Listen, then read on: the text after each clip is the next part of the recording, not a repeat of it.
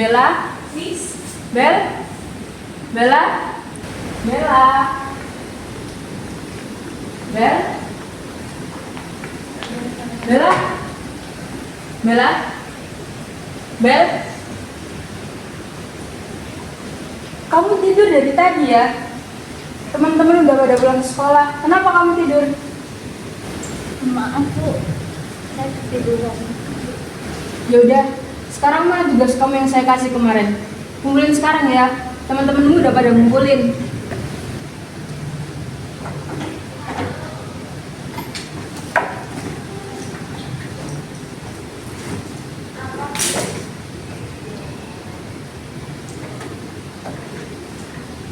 Ibu, saya lupa ngerjain. Iya, saya lupa ngerjain Bu, mohon maaf Ibu. Lupa? Bella, Bella. Belakangan ini kamu sering telat. Lupa ngerjain tugas. Bukan gitu Ibu. Saya Sudah Bella, jangan banyak alasan. Kamu itu udah kelas 12. Gimana mau lulus kalau kamu malas-malasan seperti ini? Ibu, saya bukan males Bu. Ibu aja yang nggak tahu apa yang saya alami Bu. Ibu, bukan masalah penting atau enggaknya Bu. Tapi saya punya tanggung jawab di rumah Bu. Tanggung jawab lain saya punya Bu di rumah. Tanggung jawab? Hei Bella, dengerin ibu baik-baik ya. Dulu, ibu waktu seumuran kamu, hidup ibu jauh lebih susah, Bel. Jangankan untuk tidur di kelas, bayar SPP aja, ibu harus bekerja dulu sebelum sekolah. Tapi, dulu ibu nggak pernah mengeluh, Bel. Ibu harus tetap berjuang sambil belajar. Bu, saya tahu Ibu punya masalah sendiri Ibu. Ibu pernah ngelewatin masalah apapun itu Bu. Tapi saya nggak mau bandingin Bu. Setiap orang juga punya masalah masing-masing. Kalau gitu, kamu buktiin, Bel. Buktiin kalau kamu nggak males sekolah. Akhir-akhir ini, kamu kelihatan banget nggak niat sekolah. Tugas nggak dikerjain, sering terlambat. Terus sekarang, kamu berani nantangin guru.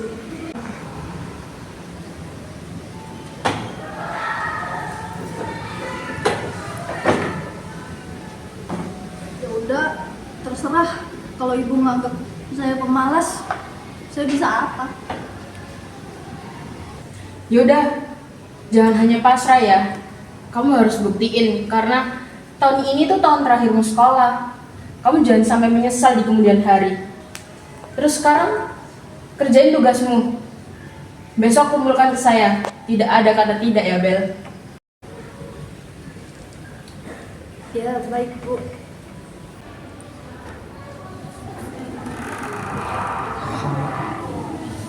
Loh, ada apa ini?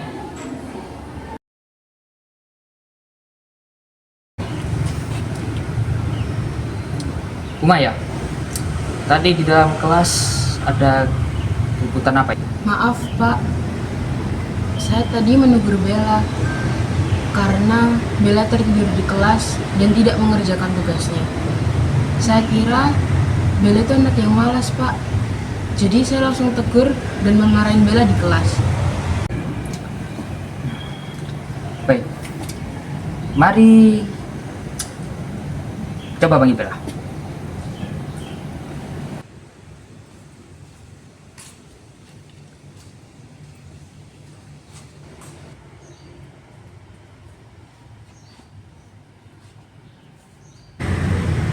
Bella, tadi ada apa ya di dalam kelas? Bisa tolong dijelaskan dari sudut pandang kamu? Pak, Bu, saya ini bukan pemalas Pak. Saya kerja malam buat bantu ekonomi keluarga saya. Terus semalam saya pulang juga hampir pagi Pak. Maaf Bu, saya juga tadi ketiduran di kelas. Soalnya saya kurang tidur. Terus tugas juga nggak dikerjain. Jadi kemarin saya kerja sampai pagi. Mohon maaf ya Bu. Bella, kamu kerja? kenapa kamu tadi nggak cerita sama ibu?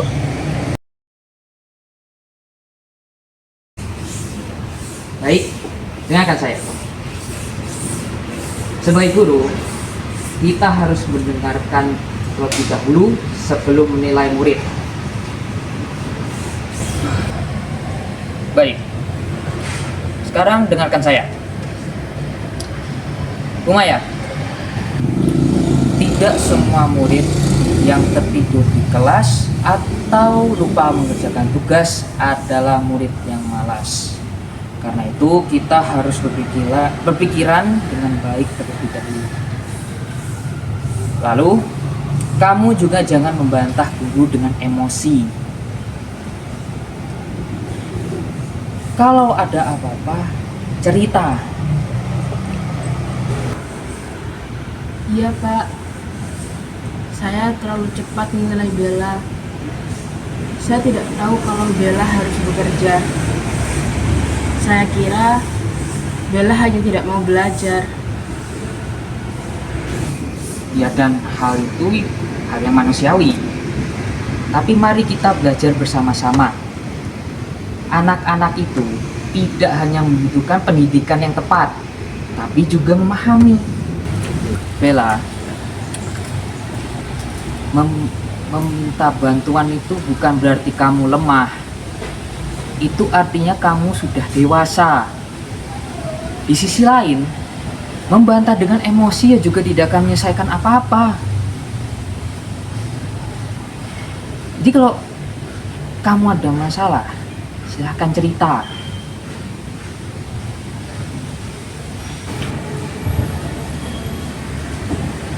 Saya takut, Pak. Saya takut dianggap lemah. Saya takut juga dianggap bohong sama bapak sama ibu.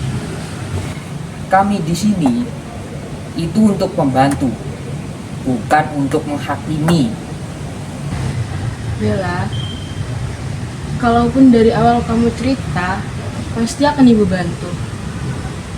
Ibu akan kasih kamu waktu tambahan, atau ibu aturin jadwal kamu supaya tidak berat. Saya nggak tahu Bu kalau bisa begitu.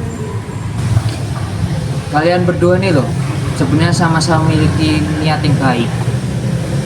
Maya ingin Bella agar lebih disiplin. Bella juga ingin menghidupi keluarganya. Tapi hanya satu masalahnya, komunikasi kalian kurang nyambung.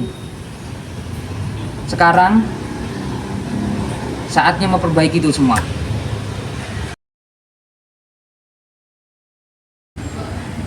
Bella, ibu minta maaf ya. Ibu salah menilai kamu. Ibu bangga sama kamu karena kamu berjuang demi keluarga dan pendidikan kamu. Saya minta maaf ya Bu. Tadi saya emosi di kelas, nggak ketahan emosi saya. Terus saya juga janji bakal lebih terbuka lagi sama ibu, sama bapak. Bagus. Sekarang ini berarti sudah selesai ya. Saya harap kalian berdua lebih mengerti satu sama lain mulai saat ini. Dan saya harap kejadian seperti ini tidak akan terulang lagi di masa mendatang. Oke, terima kasih. Silakan kembali.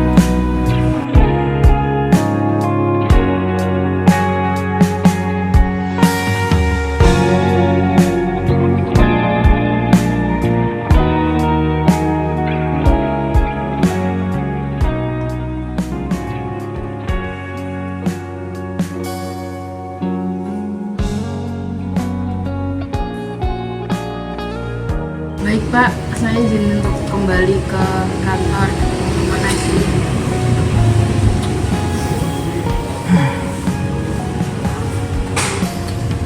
Baik, dari cerita ini dapat kita simpulkan bahwa setiap orang pasti punya perjuangan yang tidak mungkin bisa dilihat oleh orang lain. Karena itu, janganlah kita menghakimi tanpa menilai terlebih dahulu. Dari kasus ini juga, guru itu harus lebih peka dan juga berprasangka baik terlebih dahulu. Sementara itu, murid juga harus jujur dan jangan sampai terbawa emosi.